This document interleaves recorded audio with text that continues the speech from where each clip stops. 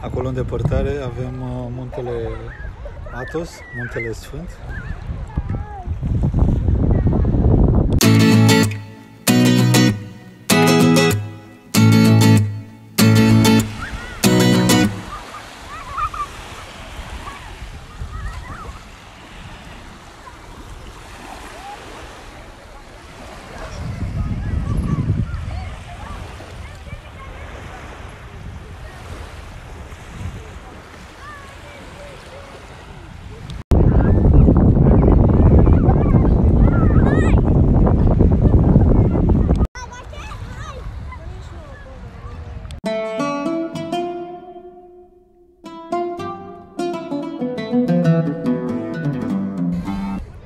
Salutare! Azi suntem pe plaja Sarti din sud-estul peninsulei Sitonia.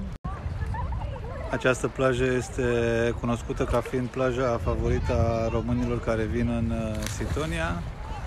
Sincer, nu mi se pare că excelează. Accesul se face lin, se merge cam 100 de metri, cred, până apa atinge 2 metri. Plaja este destul de lungă, dar peisajul nu este extraordinar. Este o plajă mai mult pentru părinții care vin cu copiii să se distreze. Iar aici avem muntele Athos, care ne bucură cu priveliștea lui.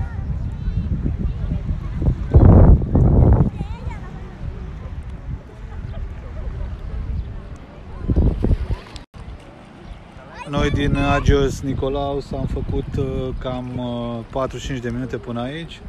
De fapt, familia, eu am venit cu bicicleta, am făcut cam 2 ore. Sunt foarte multe cățărări, foarte multe serpentine.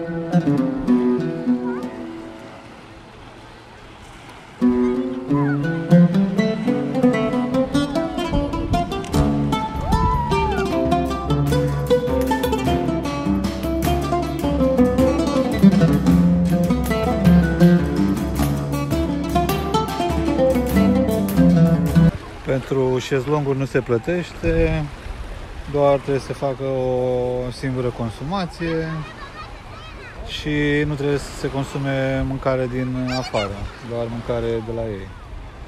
Dar na, ei de obicei au niște sandwich-uri, snacks-uri, nu prea au mâncare gătită. Sunt multe beach bar-uri pe aici, dar impresia generală este că nu prea se merită, nu e printre cele mai frumoase plaje de pe peninsula Sitonia.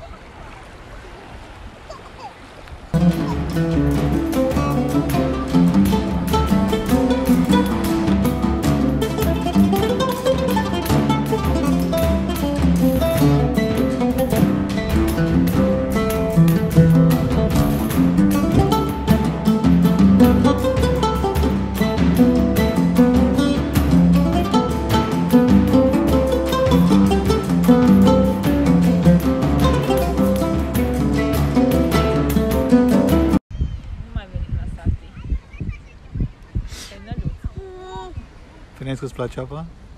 Da. Apa e bună, dar în rest nu merită. E ca la Costinești. Da?